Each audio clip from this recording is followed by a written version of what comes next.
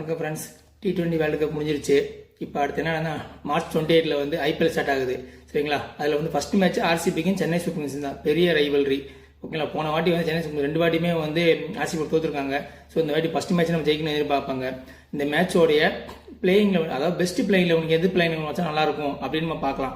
நான் என்ன சொல்றேன்னா, ஃபர்ஸ்ட் வந்து சஞ்சு சாம்சன் வந்து நல்லா ஃபார்ம்ல இருக்காரு. Sanju Samson opening, Ruturaj Gaikwad, one day வந்து உருவில் பட்டேல், ஓகேங்களா? ஃபோர்த் வந்து ப்ரோவிஸு, ஃபிஃப்த்து வந்து சிவம் துபே, ஓகேங்களா? சிக்ஸ்த்து வந்து சர்ஃப்ராஸ் கானு, செவன்த்து வந்து அகில் ஹுசேன், எயித்து வந்து நூர் அகமது, ஓகேங்களா? இவங்கெல்லாம் பேட்டிங் ஆல்ரவுண்டு முடிஞ்சிருவாங்க. அதுக்கப்புறம் வந்து கார்த்திக் சர்மா, அதுக்கப்புறம் வந்து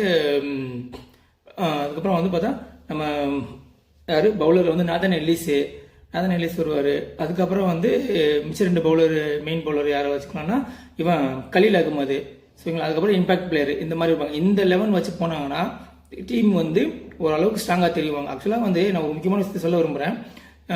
பார்க்கும்போது வந்து டீம் வந்து நல்லா ஸ்ட்ராங்காக எடுத்த மாதிரி தெரிஞ்சிச்சு.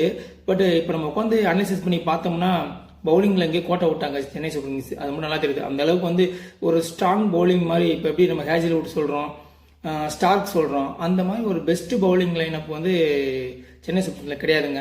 ஸோ அது ஒரு பெரிய வீக்னஸ். அதை எப்படி அவங்க அட்ரஸ் பண்ண போகிறாங்கன்னு தெரியல. நூறு அகமது இருக்காரு, நாதன் எல்லிஸ் ஸ்லோவாக போடுவார்.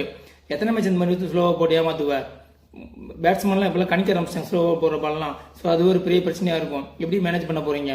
ஸோ பெஸ்ட் 11 இது ஒரு இதான் நாங்கள் ப்ரிடிக்ஷன் பண்ணியிருக்கேன். உங்களோட ப்ரிடிக்ஷன் வந்து கமெண்ட் செக்ஷனில் போடுங்க, ஓகேங்களா? So okay, Chennai Super Kings rating நான் சொல்லிடுறேன். நீங்கள் எல்லாரும் நீங்கள் கோவப்படலாம் பரவாயில்ல, ஓகேங்களா? என்னோட ரேட்டிங் வந்து சென்னை சூப்பர் கிங்ஸ்க்கு வந்து 10 out of 7 தாங்க கொடுப்பேன். ஏன்னா அவங்க வந்து பவுலிங் வந்து கொஞ்சம் ஸ்ட்ராங்காக இல்லைங்க. பேட்டிங் ஓகே, எல்லாருமே கொஞ்சம் ஸ்ட்ராங்காக இருக்காங்க, இப்போ நல்லா ஃபார்மில் இருக்காங்க. பவுலிங்கில் யாருமே அந்த அளவுக்கு இல்லை. பார்ப்போம், மேட்ச் நடக்கும் போது தான் தெரியும் அவங்க எவ்வளோ பேர் ஃபர்ஸ்ட்டாக ஒர்க் பண்ண போகிறாங்க எப்படின்ட்டு. இப்போ வந்து இன்னொரு முக்கியமான விஷயம் சொல்லிக்கிறேன். MS தோனிக்கு இது லாஸ்ட் ஐபிஎல்லா? கப்பு வாங்கிட்டு டேரார் வரா? இல்லை, ஒரு அட்லீஸ்ட் ஒரு 3 மேட்ச் 4 மேட்ச் விளையாண்டு வந்து இளைஞர்களுக்கு வழிவிட்டுருவாரா? இது ஒரு கொஸ்டின் மார்க்காக இருக்குது. இதுக்கு என்ன ஆன்சர் சொல்லி நீங்களே சொல்லுங்கள்.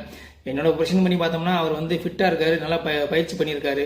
எனக்கு தெரிஞ்சு பார்த்தா இந்த சீரியஸ் ஃபுல்லாக ஆடுவார்னு நினைக்கிறேன். எப்பயும் போல் லாஸ்ட் ஓவர் வந்து 3 ஓவர் பேட்டிங் ஆடிட்டு கீப்பிங் மட்டும் பண்ணிட்டு போவார்னு நினைக்கிறேன். மேபி கீப்பிங் கூட கொஞ்சம் வாய்ப்பு மாற்றி விடலாம்.